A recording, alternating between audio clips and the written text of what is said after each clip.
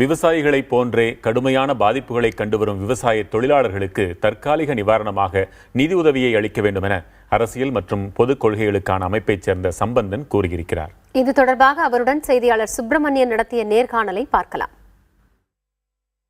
விவசாய கூலி தொழிலாளர்கள் பெருமளவு பாதிக்கப்பட்டிருக்கிறார்கள். அவர்களுடைய வாழ்வாதாரம் கேள்விக்குறியாகி இருக்கிறது. அதற்கு என்ன தீர்வு இருக்குது? முக்கியமானது அவர்கள் வேண்டியது பண உதவி.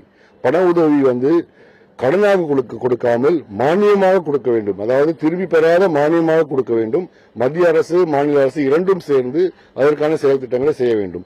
இந்த செயல் திட்டத்தை செய்வதற்கு சுலபமான வழி ஒன்று உள்ளது. அதாவது பிரதம மந்திரி வங்கி கணக்கு திட்டம் ஒன்று ஆரம்பித்தார்.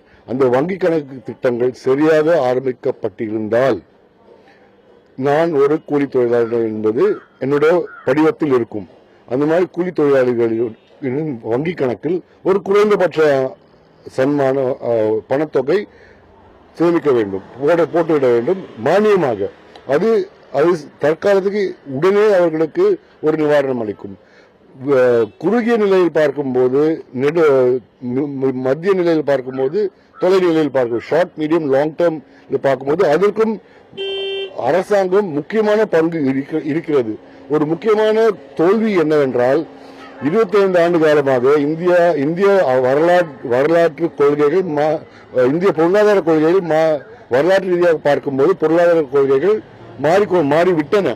ஆனால் அதில் கிராமப்புறத்தை சார்ந்த விவசாயத்தை சார்ந்த மக்களுக்கு உகந்தபடியாக இருக்கிறதா என்றால் இல்லை என்றுதான் அர்த்தம்.